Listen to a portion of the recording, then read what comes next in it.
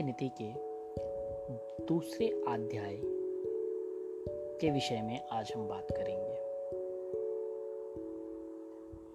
उस व्यक्ति ने धरती पर ही स्वर्ग को पा लिया है जिसका पुत्र आज्ञाकारी है, जिसकी पत्नी उसकी इच्छा के अनुसार व्यवहार करती है, जिसे अपने धन पर संतोष है।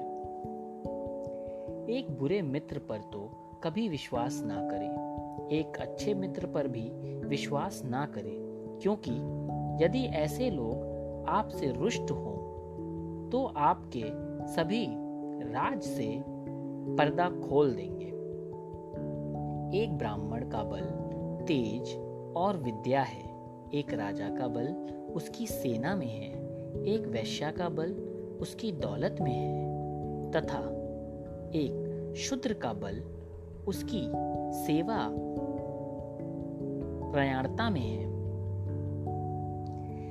ऐसे एक भी दिन नहीं जाना चाहिए जब आपने एक श्लोक, आधा श्लोक, चौथाई श्लोक या श्लोक का केवल एक अक्षर ना सीखा हो, या आपने दान, अभ्यास या कोई पवित्र कार्य ना किया हो।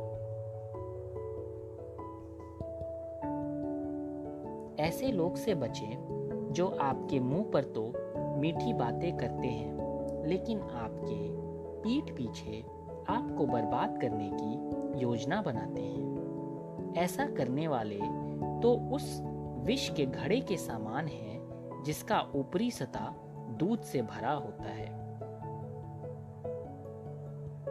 जो माता व पिता अपने बच्चों को शिक्षा नहीं देते, वह तो बच्चों के शत्रु के समान है, क्योंकि वे विद्याहीन बालक विद्वानों की सभा में वैसा ही तिरस्कार किया जाता है जैसे हंसों के सभा में बगुले।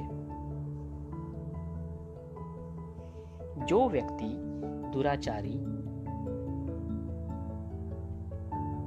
एवं बुरे स्थान पर रहने वाले मनुष्य के साथ मित्रता करता है, वह शीघ्र नष्ट हो जाता है। झूठ बोलना, कठोरता, छल करना, बेवकूफी करना, लालच, अपवित्रता और निर्दय ये औरतों के कुछ नैसर्गिक दुर्गुण हैं। नदी के किनारे वाले वृक्ष दूसरे व्यक्ति के घर में जाना अथवा रहने वाली स्त्री एवं बिना मित्रों और मंत्रियों का राज्य, ये सब निश्चय ही शीघ्र नष्ट हो जाते हैं। पत्नी का वियोग होना, अपने ही लोगों से बेइज्जत होना, बचा हुआ ऋण, दुष्ट राजा की सेवा, गरीब एवं दरिद्रों की सभा, यह 6 बातें शरीर को बिना अग्नि के ही जला देती हैं। पुत्र वही है जो पिता का कहना मानता हो, पिता वही है जो पुत्र का पालन पोषण करे, मित्र वही है जिस पर आप विश्वास कर सकते हो, और पत्नी वही है जिससे सुख प्राप्त हो। प्रेम और मित्रता बराबर वालों में अच्छी लगती है। राजा के यहाँ नौकरी करने वाले को ही सम्मान मिलता है। व्यवसाय में वाणिज्य सबसे अच्छा है एवं उत्तम गुणवाणी स्त्री अपने घर में सुरक्षित रहती है। बुद्धिमान पिता को अपने पुत्र को शुभ गुणों की सीख देनी चाहिए, क्योंकि नीतिज्ञ और ज्ञानी व्यक्ति की ही कुल में पूजा होती है। ब्राह्मण दक्षिणा मिलने के पश्चात अपने यजमानों को छोड़ देते हैं। विद्वान विद्या मिलने के पश्चात गुरु को छोड़ देते हैं, और पशु जले हुए वन को त्याग देते हैं।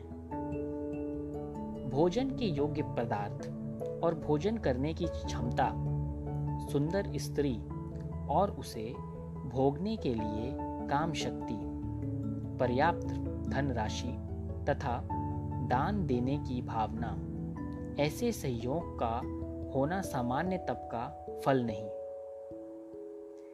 मन से सोचे हुए कार्य को किसी के सामने प्रकट ना करें, बल्कि मनन पूर्वक उसकी सुरक्षा करते हुए उस कार्य में परिणत कर दे।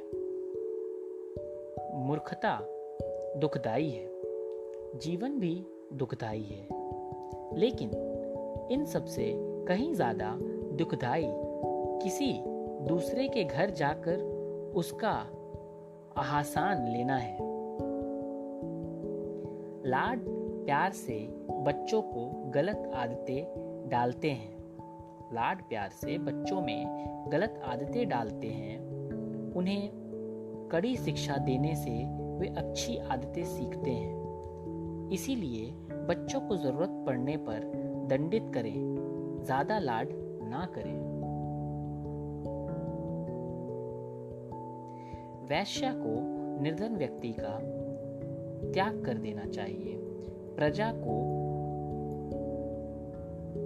पराजित राजा का त्याग कर देना चाहिए। पक्षियों को फल रहित वृक्ष का त्याग कर देना चाहिए एवं अतिथियों को भोजन करने से पश्चात मेजबान के घर से निकाल देना चाहिए।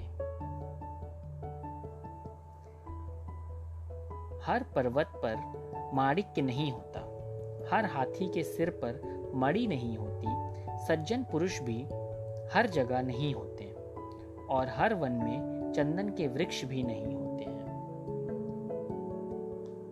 इसी प्रकार दूसरा अध्याय समाप्त हुआ।